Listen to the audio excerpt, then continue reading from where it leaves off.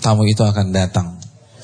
Ramadan sudah bersiap untuk mengetuk pintu kehidupan kita dan menemani derap langkah kita. Apa yang harus kita persiapkan? Mayoritas yang hadir di sini itu sudah sering ketemu Ramadan. Namun, tahukah kita, justru pengalaman kita bertemu Ramadan bertahun-tahun tersebut, itu bisa menjadi bumerang. Ada sebuah kaidah yang dijelaskan oleh para ulama kita. Kaidah ini luar biasa. Dan ini menunjukkan ulama kita tuh cerdas-cerdas semua. Dan ngerti kejiwaan.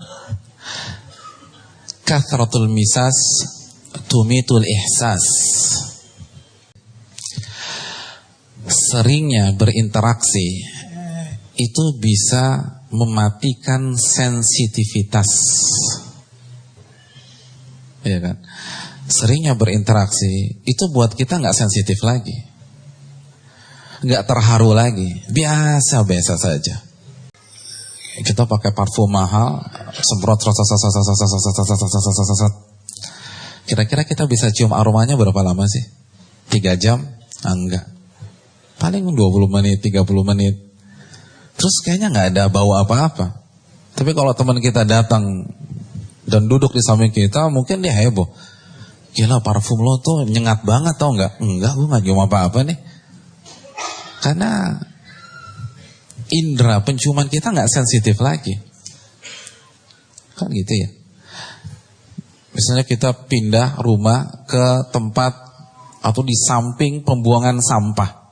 Mungkin begitu keluar pintu mobil, itu mual. Mungkin muntah. Itu hari pertama. Hari kedua paling pusing-pusing. Hari ketiga pusing udah agak enakan. Itu hari ketujuh udah bisa jogging tuh, nginterin tuh tong sampah. Iya. Terus kita balik lagi ke Kebayoran, rumah kita yang lama. Begitu buka pintu mobil, menghirup hawa Kebayoran, itu mungkin ada yang hilang dalam hidup kita. Aroma terapi itu yang tidak kita cium lagi. Nah, yang jadi masalah ini kan kalau kejadian di dalam ibadah. Saya pengalaman kalau nganterin jamaah umroh, itu khususnya yang baru pertama kali umroh.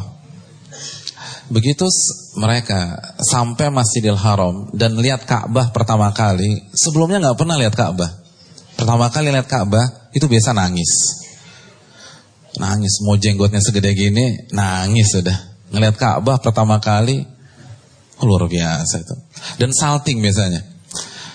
Dan bingung mau ngapain. Itu manasik di Jakarta udah gak berlaku lagi tuh. Ustaz, kita kemana nih? Kan kita udah bilangin Pak, lupa. Tapi kita bisa kasih, kita bisa paham lah. Karena pertama kali ngelihat Ka'bah untuk pertama kali. Dan kadang-kadang ada yang hari pertama gak mau pulang ke hotel. Mau nginep gitu. Iktikaf. Gak mau pulang. Terus kerjanya apa? Ngeliatin Ka'bah aja. Doa, zikir, sholat-sholat sunnah. Itu hari pertama. Hari kedua udah mau diajak pulang ke hotel. Pak, pulang Pak, capek Pak, nanti masuk angin. Oh iya, pulang. Hari ketiga, hari keempat itu mulai berimbang tuh antara hotel dan masjid. Hari ketujuh tawafnya udah di Zamzam Tower, kan gitu ya. Udah lupa. Pak, ini 10 menit lagi mau masuk waktu zuhur. Tenang dulu, keponakan saya oleh-olehnya belum kebeli nih, kan begitu ya. Sibuk nyari sana, sibuk cari sini. Apa yang membedakan? Kenapa beda antara hari pertama dengan hari ketujuh? Sudah merasa biasa. Makanya kan kalau kita umroh tuh lihat deh, penjaga toko yang di sekitar ring 1 Masjidil Haram, itu kan memang ya azan kan pada tutup semua tuh. Tapi mereka kalau sholat di mana? Masjidil Haram? Enggak, mayoritas enggak, di depan tokonya ada sholat.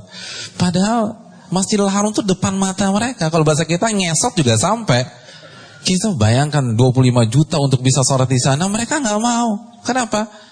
Karena mereka melihat Masjidil Haram tuh biasa. Kathratul misas tumitul ihsas. Seringnya berinteraksi itu bisa membunuh sensitivitas. Dan bahayanya kalau itu terjadi dengan Ramadan. Karena merasa sudah sering ketemu Ramadan, biasa. Seperti fenomena tahunan aja. Nah ini yang bahaya. Dan yang lebih bahaya lagi, Akhwani dan sobat-sobat sekalian, banyak di antara umat Islam itu melihat Ramadan dari satu sisi aja. Kan gitu. Kalau kita dengar Ramadan tuh yang terbesit di benak kita apa sih? Bulan apa? Bulan ampunan, kan gitu ya. Bulan penuh rahmah, bulan penuh berkah. Oh, pokoknya enak-enak aja deh. Tapi tahukah kita bahwa Ramadan jika tidak kita sikapi dengan benar, maka bisa jadi menjadi mimpi buruk bagi kita pada hari kiamat. Ramadan bisa menjadi kuburan bagi kita pada hari kiamat. Nabi kita SAW bersabda dalam hadis riwayat Imam Muslim, "Ragima anfu rajulin," celaka seseorang. Allahu akbar. Manusia sebaik Nabi kita SAW, semulia akhlak beliau SAW, itu sampai mengatakan celaka seseorang. Itu kan jarang banget. Jarang. Beliau dizalimi, doa beliau, Allahumma ighfir liqaumi fa innahum la ya'lamun. Ya Allah, maafkanlah kesalahan kaumku. Bisa jadi mereka nggak tahu. Itu ketika terluka. Dan coba kita bandingkan dengan hadis ini. Celaka seseorang. Hal ini kan menimbulkan tanda tanya besar di benak kita. Ini orang salah apa sih? Kok bisa Nabi terpaksa memvonis dia? Mari kita simak kelanjutan hadis tersebut. Rajulin dakhala alaihi Ramadan thumman salakha fala yughfar lah. Itu seseorang yang memasuki Ramadan, lalu ia jalani hari-harinya di bulan Ramadan sampai Ramadan berpisah dengannya dan dosanya belum diampuni oleh Allah Subhanahu wa taala. Celaka dia, celaka dia, celaka dia, kata Nabi sallallahu alaihi wasallam. Allahu akbar. Udah kelewatan nih orang.